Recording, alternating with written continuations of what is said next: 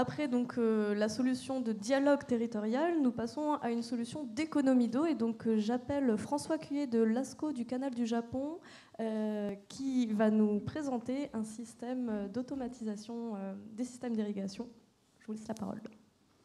Bonjour, François Cuillet, je suis riziculteur, je suis le local de l'État, riziculteur en Camargue. Et donc on vient ici essayer de vous présenter un projet d'automatisation et de modernisation de l'irrigation des rizières en Camargue.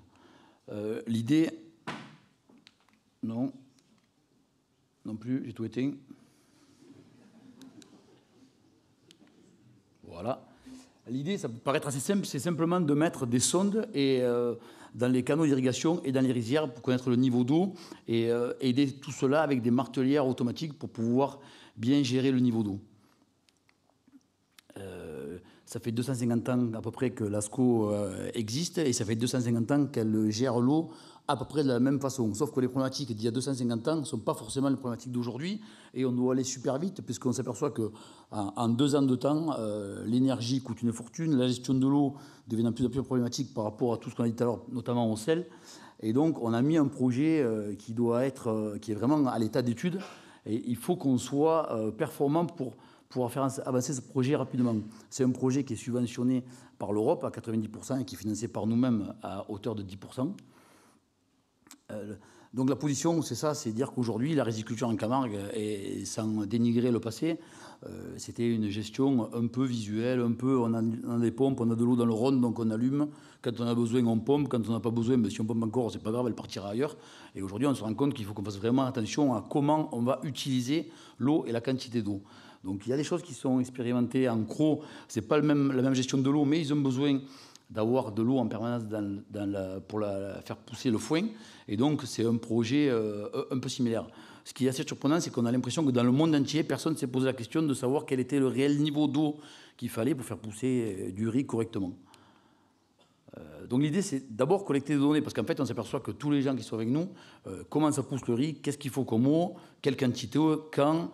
personne ne sait. Et donc après, une fois qu'on aura donné les études, on va pouvoir gérer l'eau d'une meilleure façon. Et aujourd'hui, gérer l'eau, ça veut dire nous pomper dans le Rhône différemment. Quand on dit pomper différemment, ça veut dire utiliser l'énergie à bon escient.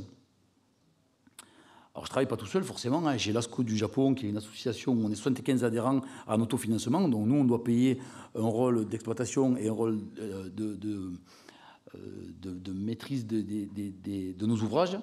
On est deux agriculteurs sur lesquels on veut essayer de mettre chez nous des martelières automatiques et des sondes pour essayer de comprendre comment vit la rizière toute l'année. Et donc on est aidé par l'ASCO du Japon, par la région et le Centre français du riz.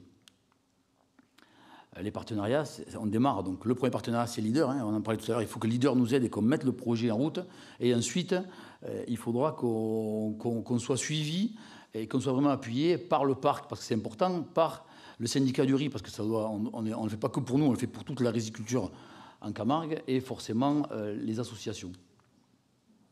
Alors ce qu'on cherche tout à l'heure, vous l'avez dit, nous, on est le dernier pompage dans le Rhône. Donc vous avez parlé de l'histoire de Rhône, on est les derniers avant la mer. Donc on cumule toutes les problématiques. On cumule tous les produits qu'on ne veut pas, qui descendent du Rhône, et on cumule le sel de la mer qui vient. Donc on a besoin de trouver des financements pour développer nos projets s'ils marchent, et on a besoin de toutes les études qui seront bonnes pour nettoyer l'eau, pour la dessaler, pour la rendre la plus performante possible. Moi, par exemple, je suis en agriculture biologique, et la première truc qu'on me dit, c'est « tu es biologique, mais tu fais venir l'eau du Rhône, qu'est-ce que c'est l'eau du Rhône ?»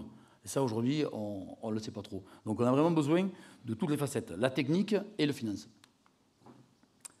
Merci beaucoup. Je ne suis pas tout seul, je serai avec Claire et Lauriane qui vont être avec moi pour répondre à vos questions sur les projets techniques. Merci, bonne journée.